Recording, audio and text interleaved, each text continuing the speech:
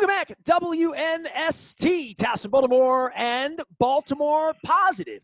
The hat on my head should tell you we are merging WNST and Baltimore Positive into one place. It's going to appear at some point this weekend before the Patrick Mahomes visit to Baltimore when he does not bring me barbecue and Andy Reid does not bring me barbecue. And I'm just hoping there are no tears late into the night on Monday. It feels good to be 2-0. Leonard Raskin is going to join us right now from Raskin Global. You see me wear the blue shirt. Leonard, you do know it's fall, and we're officially into pumpkin spice season when I put the turtleneck underneath of the golf polo here. So, I'm improvising, man. How the heck are you? Looking good. I'm good, man. I'm not a pumpkin spice guy. Can you believe that? Well, first of all, I'm not a coffee guy. I don't drink coffee. Yeah, I asked Taharka. I had one of the young men that run Taharka, Kofi Dormanel, on, and he said that they were making a special pumpkin latte ice cream. So I'm like, I'm all out of control. Listen, when the corn's gone and the peaches are gone and the heirloom tomatoes are gone, I'm willing to move into pumpkin spice. I'm just not willing to go there in August, and I'm ready for eggnog. I'm ready for like football. The weather's changing. I was in Houston this weekend. I wrote a huge blog about my experience in Houston. They had a hurricane blowing in, no fans there. But the one thing Hurricane Jackson blew in. Yeah, Hurricane Jackson and then Hurricane Beta. I would just say this. For 2 weeks into this, first, the thing that I pointed out, and I read this, and you can find it out in the buyatoyota.com audio vault as well, I love football, right? And I know you love football. Your family loves football. We're Baltimoreans. I'm not ashamed of how much I love football or what it's done for my life. I mean, I got Art Modell back here in the shot, the first week when everybody's watching on TV and Luke was there covering it, it was like, all right, that's cool. And you and I got together and talked last week, and we're all watching it the same way. I made a real big mistake over the weekend going down there because I really realized how much I love being at the game. Even when nobody else is there, there was a point of it that felt very normal to me to be behind glass on the roof at a football game, even though nobody else was there. And I'm a little embarrassed by it. But I got to go to the game, and now, I want to fight with Luke about who gets to go on Monday night. Now, did they pump in? I couldn't tell. Did they pump in a lot of crowd noise or any crowd noise? They pumped in the sounds of the game in that, like when they run through the tunnel, the fire, the stuff that made it look good for television was there. But I'm going to be honest with you. I was behind glass. I don't hear much, and I kind of realized that football press boxes are behind glass. I talked about this with all the Kansas City guys this week as we get ready for the game because they had a game with fans, 10 days ago on the Thursday night game with some fans, and some of them made the trip to L.A. and some of them didn't. And, some of the Chiefs didn't look like they wanted to be in L.A. playing the Chargers last week in that empty stadium. But they did talk about the lack of energy for the Chiefs, that they walked into this giant stadium in L.A. and they're looking around and there's nobody there. And there is something to what Calais Campbell said, being a veteran, which is bring your own energy, right? Well, let's hope the Chiefs leave it home this week. Well, in the case of who they are and who we are and what Monday Night Football represents, my takeaway from Houston from a football perspective is Lamar Jackson had it easier on Sunday being there because there was no sound, because there were no fans. The visiting quarterback and the visiting offense has an advantage on the road this year that I needed to be in the building to feel and see. And I think it'll be very apparent on Monday night when you, your wife, your kid, my wife, me, Don Moeller would have been in the upper deck yelling. And all of a sudden it's 3rd and 6 now because the Ravens have made a couple of nice plays on defense and Patrick Queen's high-fiving Harrison, whatever else is going on. And now all of a sudden Mahomes gets under center and gets back into the huddle, and there's not what would be the natural effect of being on the road for the Kansas City Chiefs on Monday night will not be there. Right. It's kind of a weird, what's 2020, man? What are you going to do? It's 2020. So, but they're playing good football. Yeah, they're playing good ball. That's what you want. You want the returners, the returning players to play great. We got some new players that are playing great.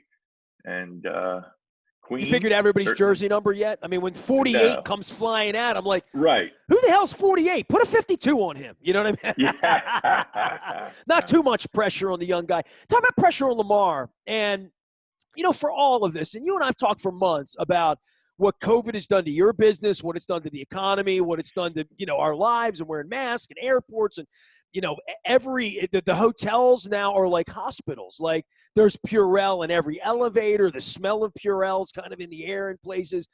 And yet I think society the last couple of weeks, what we know to be football fans, have stopped and watched this. And these guys, there haven't been a whole lot of dirty tests.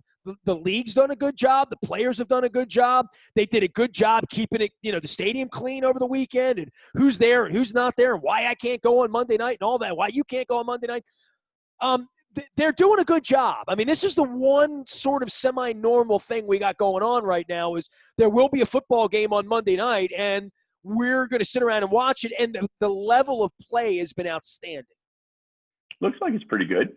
It's certainly it's football. And as you said, it's the regular season. The NFL, since all this happened, they said we're going to have the draft. They had the draft. We're not going to have camp. We're not going to have preseason, but we're having the season. And love it or hate Goodell, man, he's pulled off a season.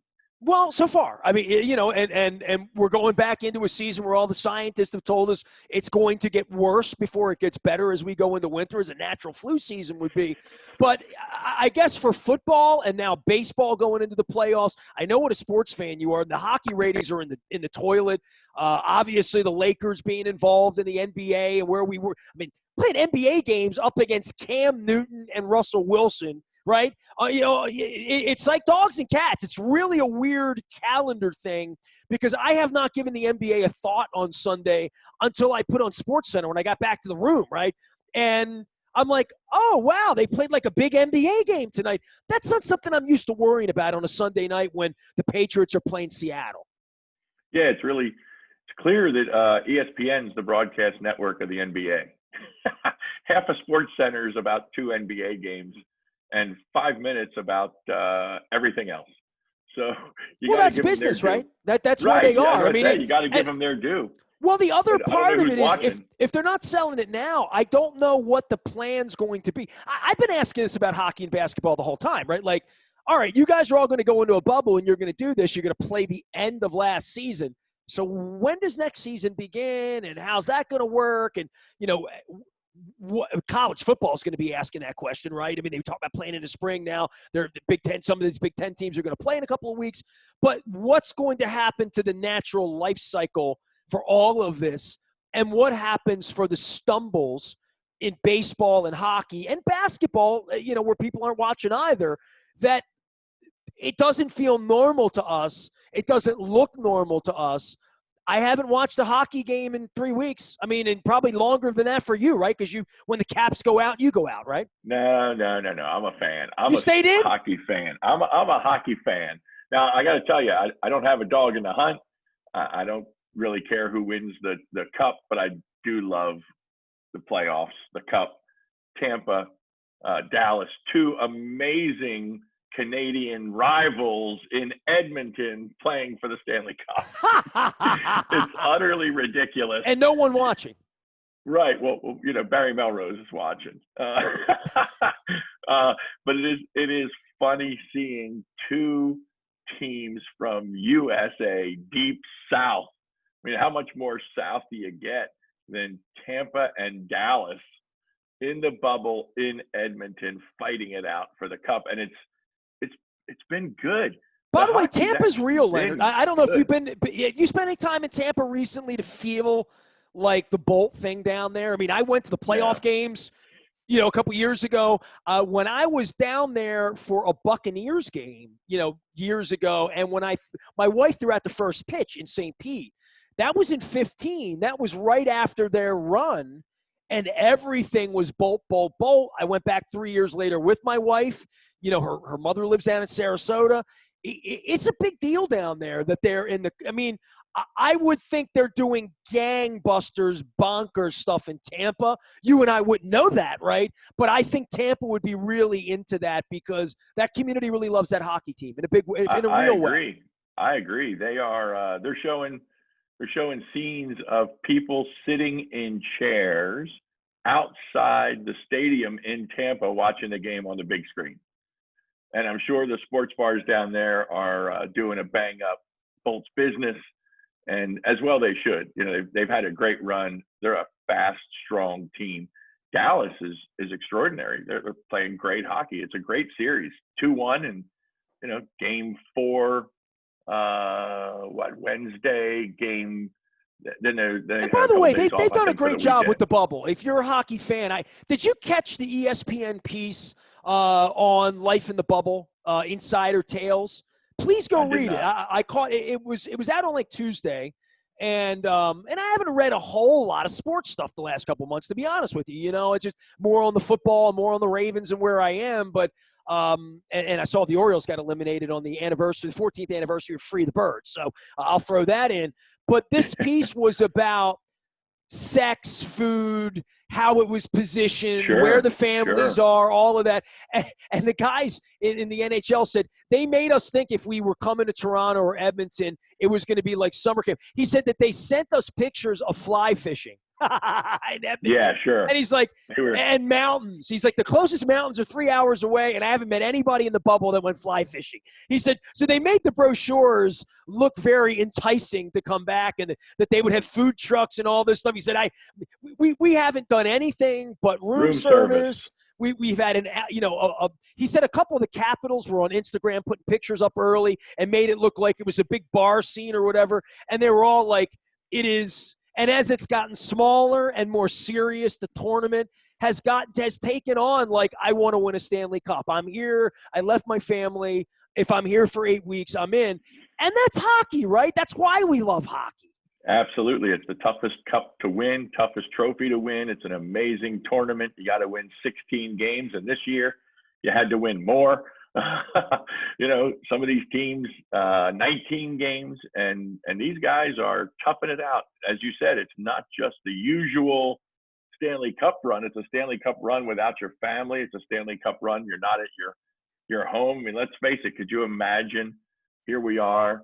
Well, I guess it's getting better now. In September, they could have played hockey in Tampa and Dallas, but in August, they would have played hockey in Tampa or Dallas. It's just unheard of, no matter how good they can play with the ice. That's just ridiculous. But I think Toronto and Edmonton did an amazing job. The thing that blew me away early on, not so much now as early on, read a story about the boards. You see a game, and then 2 hours later is another game, and there's new advertising on the boards. And, yeah, and the arena has to go from Toronto to Washington to Tampa for all the sponsors, right? Yeah, and they're ripping off tear-offs and putting up new tear-offs in between games and putting new stickers on the boards. And I was just amazed. I thought it was digital, but no, these guys are out there changing it up. And now it's easy. Now it's just 2 teams. They don't have to do anything. But I think the NHL's done an amazing job. Who knows when the regular season is going to start? Maybe we'll have Christmas Eve hockey or New Year's Eve opening day. I don't know. It's bizarre. And as you said, the college football's back, and we got word last week, whatever, the Big Ten. I guess they folded. The money was too great not to come back. So the Big Ten is now back on the board. And what's really bizarre, I noticed this week, I think the Ohio State, which is where the boy is residing these days, I saw them ranked number 2 or 3 in the poll, and they're 0-0. Yeah, that was the weird thing for me. Like the first weekend of college football, I didn't realize they had played, and I woke up sort of in the middle of the night, and I looked at it, and I saw like Duke scores and Florida State, whatever. And I thought to myself, and they had rankings next to them, and I thought, how can there be rankings? There's only 10 teams playing. You know what I mean? Like, where do the rankings come from? And how are you going to drum up these bowl games? And, I have a friend of mine that's well-placed that says there's going to be a Pac-10, Big Ten Rose Bowl, and they're going to play 7 games in the Pac-10. And I don't know, man. You've got a boy out at Ohio State, just literally, and you're paying a big whopping load of your financial resources to put him to out there to get educated. And I know football's nice and basketball's nice and all that, but is there any point where these institutions of higher learning just like focus on being institutions of higher learning and not football? I mean, a little. Well, I gotta say, I gotta give them credit. They are. Now having the experience of seeing it, he's in class. He's not out partying. Not that he's a partier anyway, but he's in class. He's got 3 real, I would say real in person. He's got 2 that are virtual. He's got 1 that's called the hybrid. It's a part and part. He's doing the school thing. They're not having any students at all. Nobody's going to the football game when it starts in October. So we were supposed to be out for Parents Weekend. Parents Weekend was going to be that next to last weekend in October. It was going to be a game day. It was going to be a blast. Now they've canceled Parents Week. Like they don't want you there, right? No, they don't want any parents on campus. They don't want any families. No. I hadn't even thought. I mean, I hadn't even really thought about that. That's an incredible thought, right? Like the fact that you can't visit your kid. You got Zoom, and that they don't. The last thing in the world they want is parents or grandparents hugging lonely children, right? Yeah. Well, maybe it toughens up this generation. Parents. Hey, I can't come and get your ass. You're in Siberia. That's it. You're an 8-hour drive away, and if you want to get on your bike and ride, you do it. But do your laundry. Come on. That's right. Take care of it. That's crazy. He called. He wanted to know where he could find something or get something. I said, "You want me to Google that for you?" Columbus is where you can find it. Right. You can find it on Google.com. Boy, you are smart enough. He's an honors student at Ohio State. I think he can figure out Google. Well, Leonard Raskin is here, Raskin Global, who, of course, watching your money, watching our money, watching people's money. And I know we talk a lot of football and sports. To the money side of this and where the election lies for money and for the state of the economy and the strong stock market right now, just some thoughts on what you're telling your clients. Yeah, so great question. And the most important thing people need to know is that when it comes to your investing, the election means nothing. It will matter relative to your income taxes. It will matter relative to what happens with Social Security. There's definitely going to be some changes out there, depending upon who wins and who sits in the White House, who sits in the Senate, who sits in the House for the next 4 years. Having said that, what do I think happens in the stock market? And I'm not a predictor of it. I think with Trump win, the market just continues being the market. It does what it does. It's got another 4 years to do it, and away we go. Biden wins. You tell me who wins the House, who wins the Senate, what he does with tax law, what he does with estate law. I'll tell you what happens in the stock market. Good luck figuring that out ahead of time. And even if you knew it ahead of time, what would you do? You wouldn't get out of the market. You wouldn't put more in the market. If you're going to do any of those things based on who wins the election, you're a fool. And if your advisor's telling you to do any of those things based on the market, you should find a new advisor. The market doesn't care who the president is. The market cares that 7 billion people on this planet buy stuff. And when they buy stuff, stock prices go up, and stock prices are going to continue to go up. Are they going to go down? Yeah, they're going to go down too. And in the short term, they're bumpy. In the long run, it's an escalator on an up trajectory. What happens in the day-to-day, week-to-week, year-to-year? Nobody knows, and it's up and down. It's like let's be honest. The stronger the world is, the stronger we all are. The quicker we can all take masks off and get a vaccine and feel safely traversing the world and doing the things that I did over the weekend, going in and out of airports and whatnot. That's the only way the economy of the planet can be stronger, literally, right? I mean, like, yeah. And if you this look is around, this is a global recession that we are clearly going through, just because look around. I mean, it's not just Baltimore or driving down Charles Street or driving down Pratt Street or wherever you happen to live, right? This is not just going on here. This is going on everywhere. There is a shrinkage, but there's also going to be fresh air at some point where we're all going to go out and do things again. And, being safe for now and having some providence to think there's going to be a later, right? Yeah, and if you look around the world, there's a lot of places where things are, I don't want to say more normal, because we're in what we're in. Normal is where we are right now. That is what it is.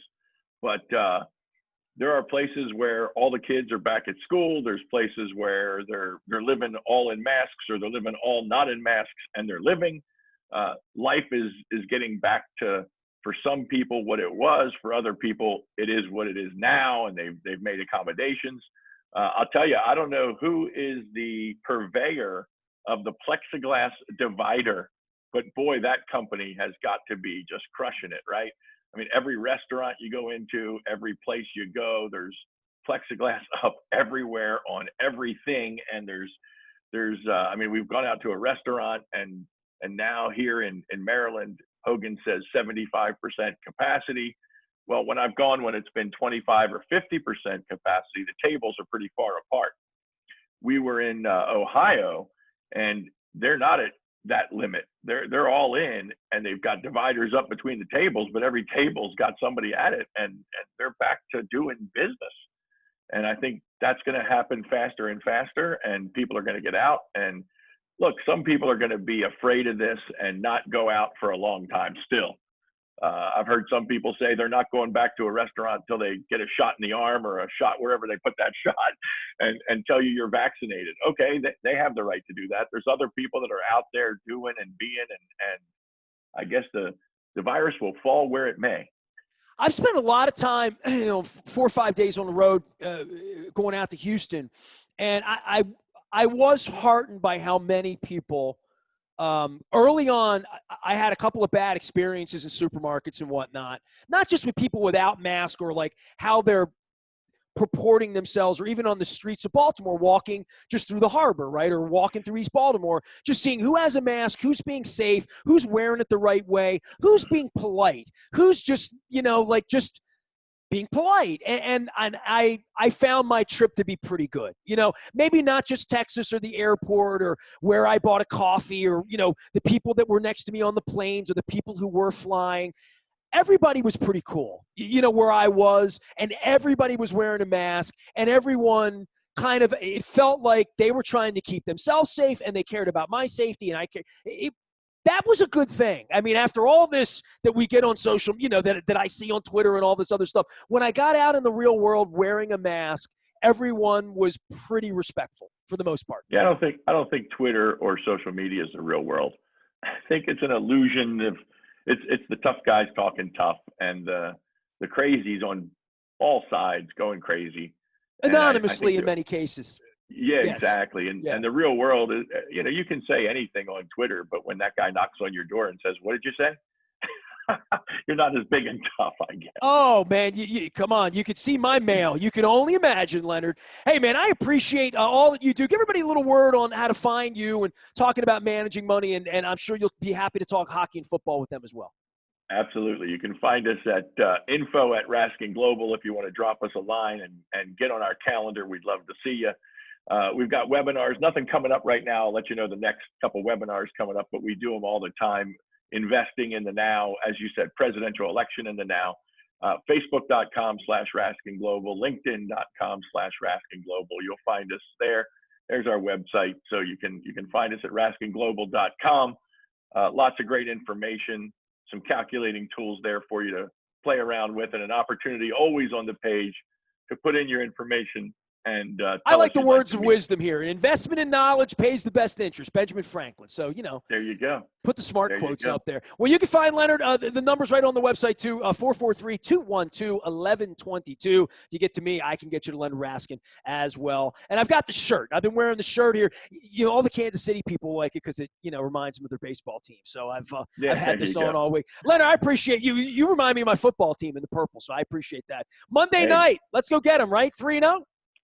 I hear you, 3-0. Can't tackle Lamar. Leonard Raskin and Raskin Global, one of the many, many people who allow us to do what we do here at Baltimore Positive, including merging the site from WNST over to Baltimore Positive. I'm Nestor. We are WNST.net, AM 1570, Taos in Baltimore, and we never stop talking Baltimore sports.